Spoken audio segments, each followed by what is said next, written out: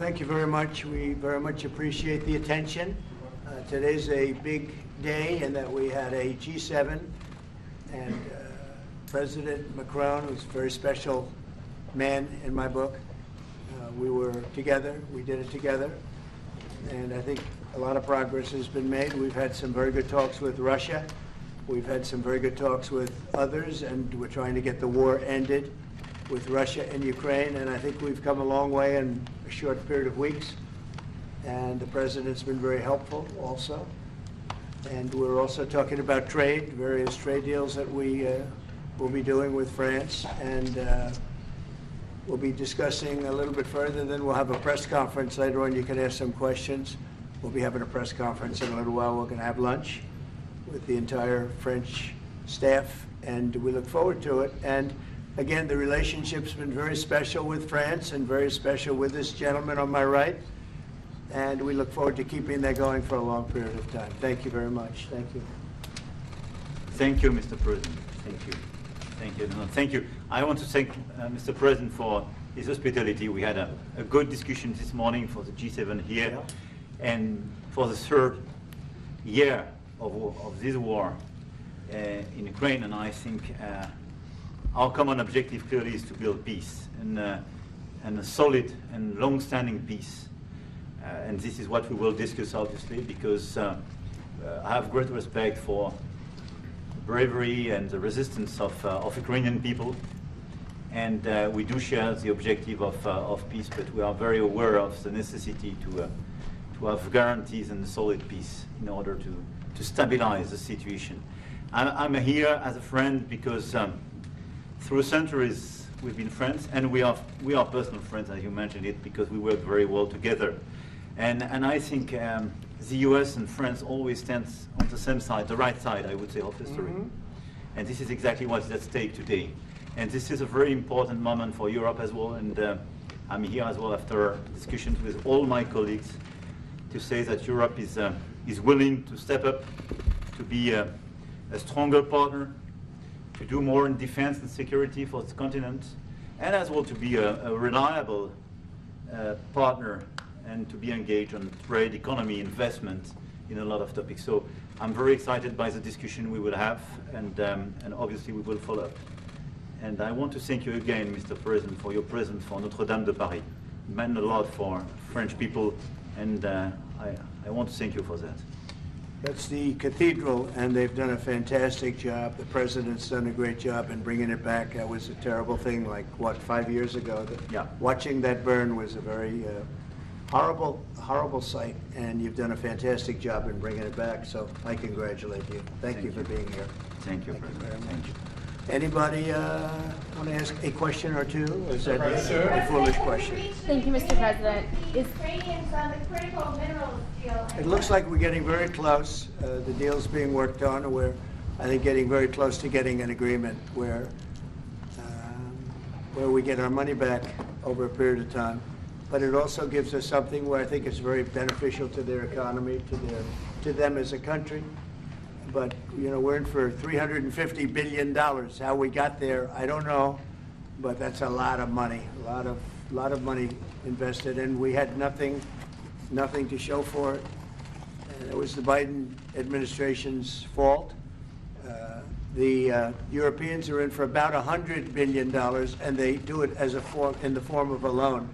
And the Europeans have been great on this issue. They understood it wasn't fair, and we were able to work something out. But with the Ukrainians, I think I can say that we're very close. Scott's around here someplace, and I think we can say that we're very, hi Scott, I think we're very close. Do you have something to say about that, Scott? We are very close. Good. 1 yard line. All right, good. Mr. President. Mr. President. What? Would a minerals deal include a security guarantee for Ukraine?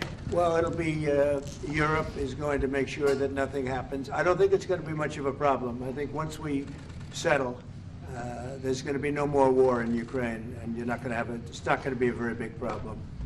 That's going to be the least of it.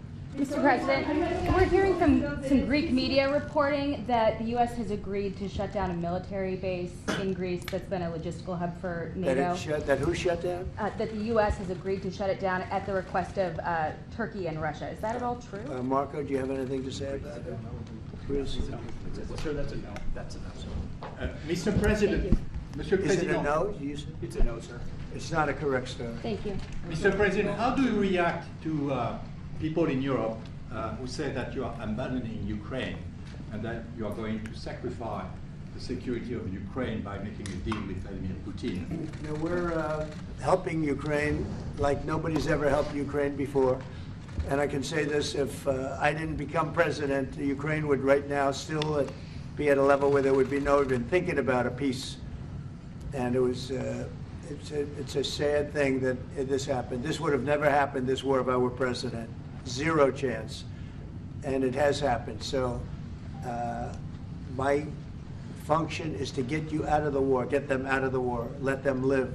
It's a bloody war, it's a horrible war. Thousands of people are being killed a week. And I would say Russia, maybe 700,000 people. I think Ukraine probably a similar number. And that's not talking about the towns and the cities that have been blown up. That's talking about soldiers. This has been a horrible, bloody mess. And we're going to get it solved. We got to get it solved. And you know, we're not talking about America's soldiers, soldiers from this country. We're talking about Russia and Ukraine. But on a humanitarian basis, we have to get this very, very bloody, savage problem solved.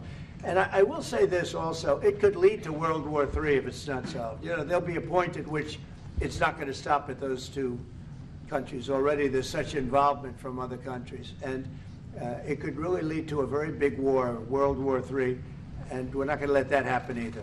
Would you support the idea to send European troops in Ukraine to back the ceasefire? European troops may go into Ukraine as peacemakers. So when the agreement is done, they can watch that everything's followed properly. I don't think that's going to be a problem. And a lot of the European countries, I think, I don't want to speak for France, but I know that the president's talked about doing that also. I think that'll be a very good day when we can go in as peacekeepers as opposed to what's going on right now with everybody being killed. Will they have U.S. backing, those troops going into Ukraine? Will they have U.S. backing from U.S. troops? Well, we're going to have a backing of some kind, and obviously the European countries are going to be involved, and I don't think you're going to need much backing. I think that's not going to be a problem. Once an agreement is signed, Russia's going to get back to its business, and Ukraine and Europe are going to get back to their business. I don't think it's going to be a problem. Mr. President, Can you talk about will you Doge? meet with President Zelensky soon? What? Will you meet with President Zelensky soon? I will be meeting with President Zelensky. In fact, he may come in this week or next week to sign the agreement, and which would be nice. I'd love to meet him. Would meet at the Oval Office. So the agreement's being worked on now.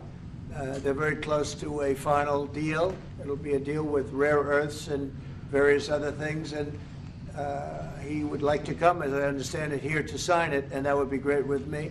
I think they then have to get it approved by their council or whoever might approve it, but I'm sure that will happen. Monsieur le Président Macron, est-ce que vous pouvez commenter I'll ce qui a be été dit par meeting le with Président? President Putin also, yes. I don't know when we speak. We're trying to get this thing worked out, but yeah, at some point I'll be meeting with President Putin too. Monsieur Macron, s'il vous plaît, est-ce que vous pouvez nous dire quelques mots en français? Mr. I President. can say a few words in French. No, le président l'a dit, je pense que c'est un moment important. C'est un moment important de la discussion. On veut bâtir la paix en Ukraine, et le bilan qui a été rappelé, une réalité, il y a d'1 million de morts et de blessés depuis le début de ce conflit et de cette guerre d'agression. Notre volonté, c'est que cette paix dure, parce que nous avons déjà eu un cessez-le-feu et une paix qui n'a pas été respectée. C'était les accords de Minsk, 1 puis 2.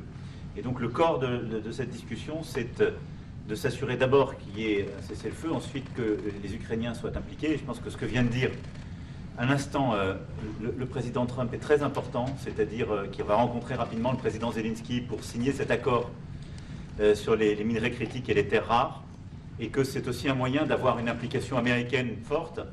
Les Européens sont prêts à prendre leur charge sous des formes diverses de soutien à l'armée ukrainienne, de présence, y compris pour pour s'assurer que la paix soit durable. Et l'implication dans la durée des États-Unis d'Amérique à travers cet accord est une bonne chose.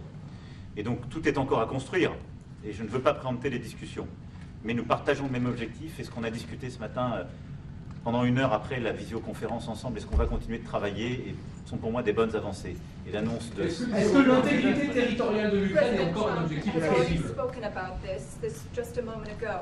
This is exactly what we want to do. We want to build peace with Ukraine. As President Trump mentioned, there are already 1 million dead and wounded in Ukraine since the war began. We had a ceasefire in the past that was not respected. This was under the Minsk Agreements 1 and 2. President Trump, as he said, will be meeting with President Zelensky to sign a deal on rare earths. And we are pleased to see this very strong American involvement. Europe, of course, also stands ready to support Ukraine in various ways, supporting its military. And we don't want to preempt any sort of discussions that are currently underway, but we do share the same objective of building this lasting peace. I just want to tell you a little story. So we were at the Eiffel Tower having dinner with your wonderful wife and with my wonderful wife, and we came out and he started speaking the French deal. And we didn't have an interpreter, and he was going on and on and on, and I was just nodding, yes, yes, yes. And he really sold me out, because I got back the next day and I read the papers. I said, that's not what we said. He's a smart customer, I will tell you that. How would you That was exactly what we agreed Mr. to. President, you called Zelensky a dictator. Would you use the same words regarding Putin? I don't use those words lightly. I think that we're going to see how it all works out. Let's see what happens. I think we have a chance of a really good settlement between various countries. And, you know, you're talking about Europe, and you're talking about Ukraine as part of that whole situation. The other side has a lot of support also. So let's see how it all works out. It might work out. Look, you can never make up lives. The one thing you can make up the money, but you can't make up the lives.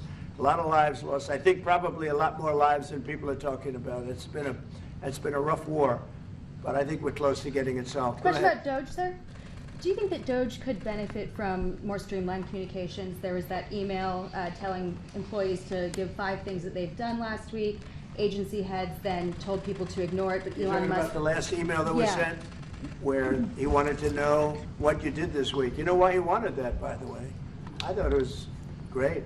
Because we have people that don't show up to work and nobody even knows if they work for the government. So by asking the question, tell us what you did this week, what he's doing is saying, are you actually working?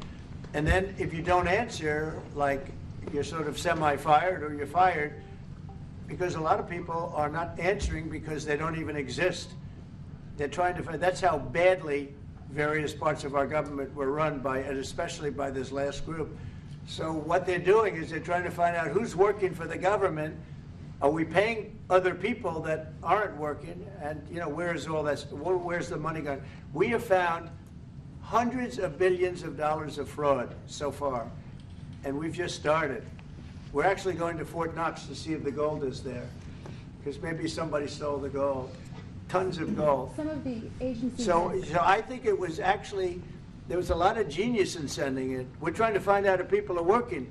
And so we're sending a letter to people, please tell us what you did last week. If people don't respond, it's very possible that there is no such person or they're not working. Some of the agency heads instructed their employees not to respond because they were waiting on further guidance, but Elon Musk's tweet said a failure to respond would be taken as a resignation. So there's been a disconnect in communications. Yeah. Are you concerned at all about that? No. That was done in a friendly manner. Only things such as perhaps Marco at State Department, where they have very confidential things, or the FBI, where they're working on confidential things.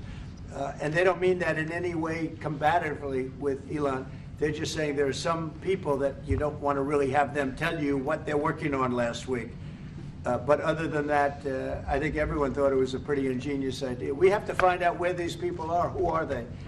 And we said, if you don't respond, we assume you're not around. And that holds, that stands. And you're not getting paid anymore, too. So, you know, we're doing a real job. And we just had a poll come out, I guess the Harvard poll, saying that it's massively popular what we're doing. So. Mr. President, do you still believe in NATO, in the alliance between Europe and America in NATO, Are you going to go to NATO the is summit in June? very much involved in this. When I first got elected at the very beginning, first term, I got hundreds of billions of dollars put into NATO. NATO had no money because they hadn't paid for years. And I said, look, if you don't pay, we're not going to be a part of NATO. We're not going to protect. We're not going to do what we're supposed to do. And we took in hundreds of billions of dollars into NATO. No, NATO is a good thing if it's done properly and if it's used properly. Mr. President, in these days you speak a lot about tariff in Canada, in Mexico, and in Europe. I want to know what is your idea about Italy, if you want to make the same thing in Italy. What? Can you talk up a little louder? In these days... No, louder. Can you talk a little louder? You have a beautiful voice, but you're not... In these days you speak... Where are you from? Italy. From Italy? Oh, I love Italy. Go ahead. I want to know if you have the same idea with Italy about tariff. Well, look, I love Italy, and Italy is a very important nation. We have a wonderful woman as your leader, and she was on the conversation today, one that we had, the G7. And no, I think Italy is doing very well. I think Italy's got very strong leadership with Georgia. Monsieur le Président, qu'est-ce que vous répondez au président Trump qui a dit que les Français et les Britanniques n'avaient pas... Any other questions over here? Yes, ma'am. Can you clarify what you meant in your truth today on the major economic development transactions between the U.S. and Russia? In more detail? With respect to what, Russia? In solving a peace deal, you said there will be major economic development transactions which will take place between the United States and Russia. Yeah, we're trying to do some economic development deals. They have a lot of things that we want, and we'll see. I mean, I don't know if that will come to fruition, but we'd love to be able to do that if we could. You know, they have massive rare earth. It's a very large, it's actually the largest in terms of land. It's by far the largest country. And they have very valuable things that we could use, and we have things that they could use, and it would be very good if we could do that. I think it would be a very good thing for world peace and lasting peace. Well, I mean, our first, by far, our first thing that we want to do, the first element of the overall transaction is ending the war.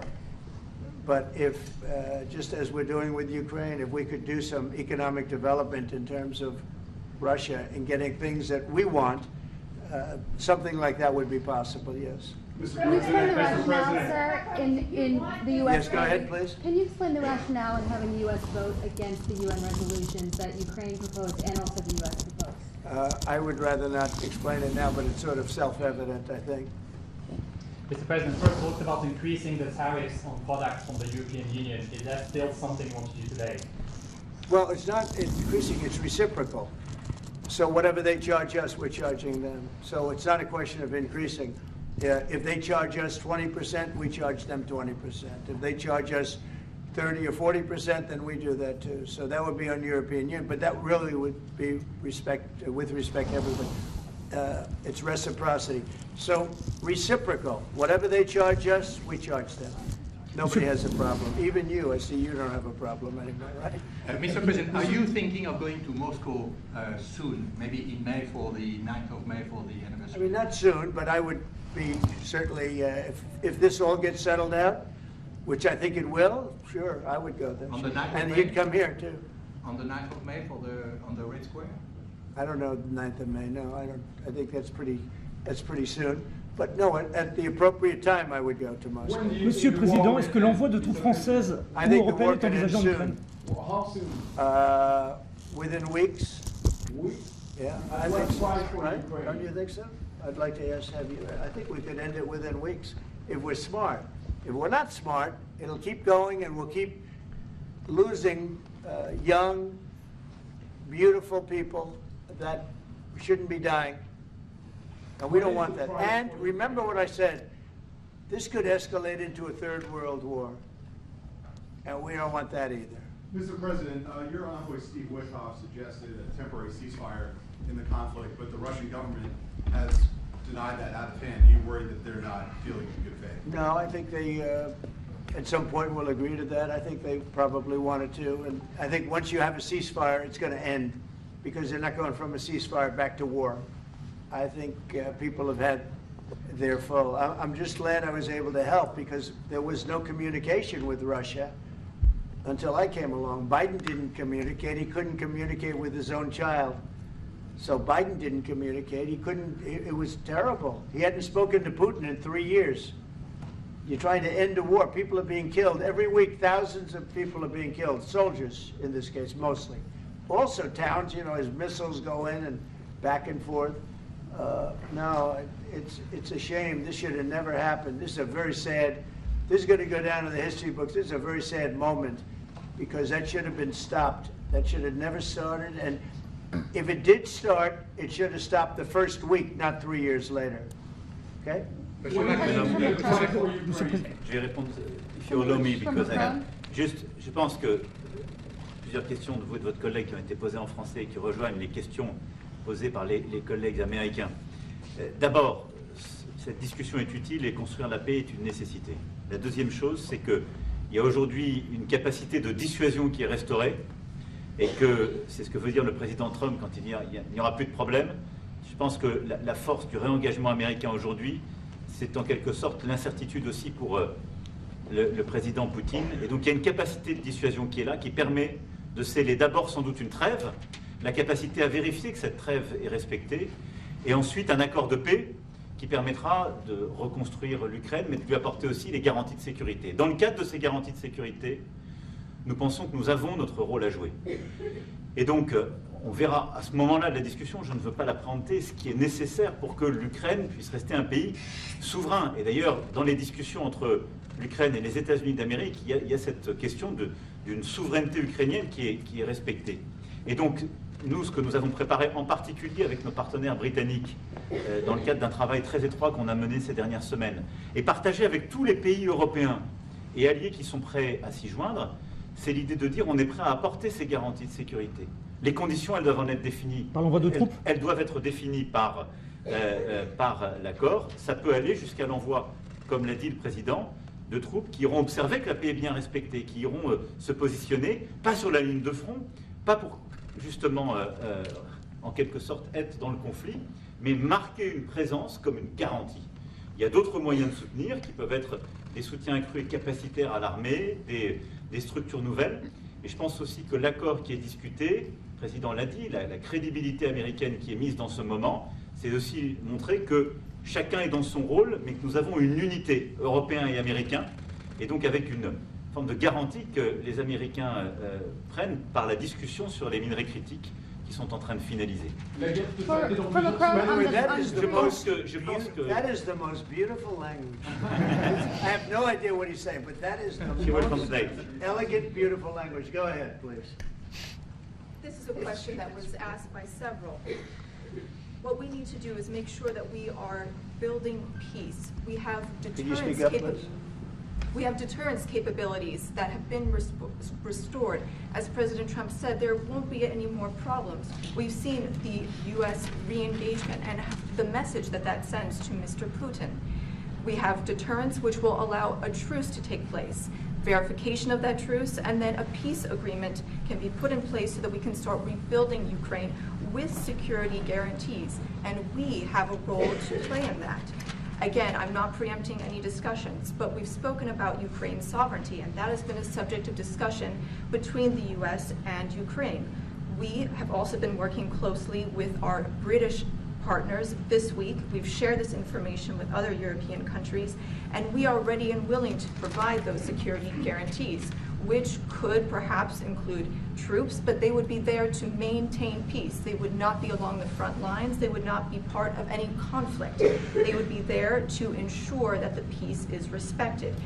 Our assistance may include other capacity building, perhaps for the military.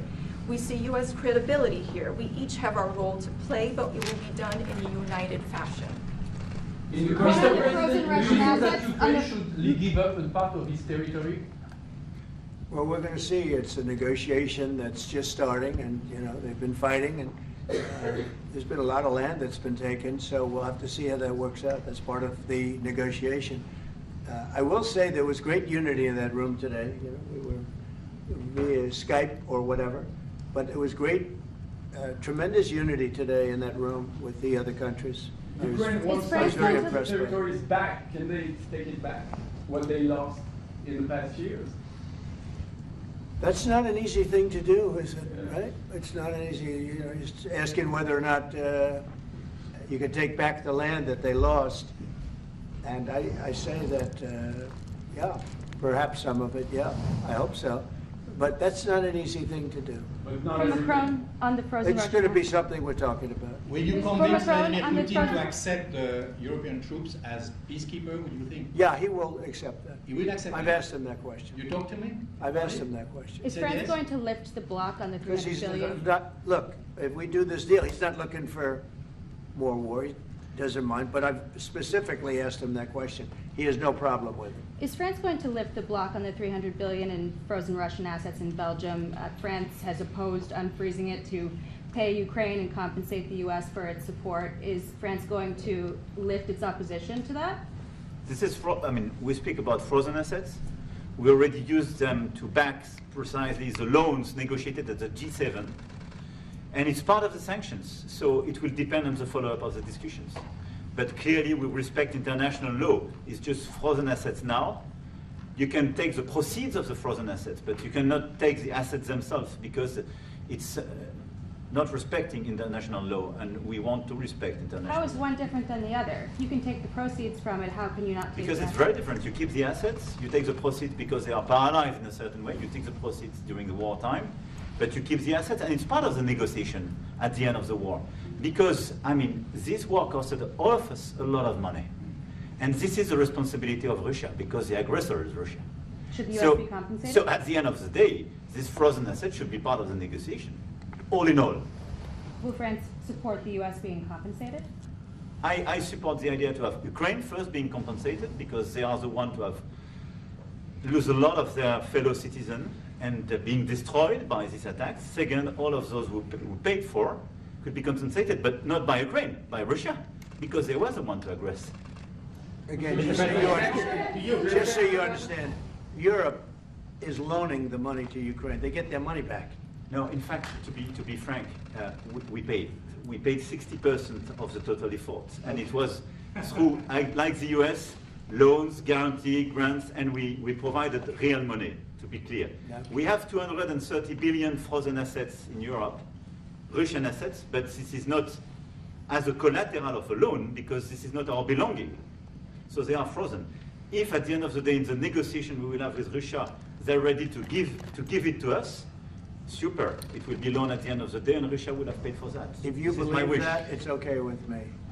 Mr. President. If they get their money back, we don't, and now we do. But, you know, that's We will only fight fair. both. Mr. President, do you think Russia should be the one that pays everybody back? Are they the aggressors? Well, we're negotiating everything, and everything's on the table, and we'll see if we can get some land back, and we'll see about a lot of different things. And we're going to be making a little speech and say a few words in a little while. We're going to have another meeting, a luncheon meeting, and we'll see you in about 2 hours.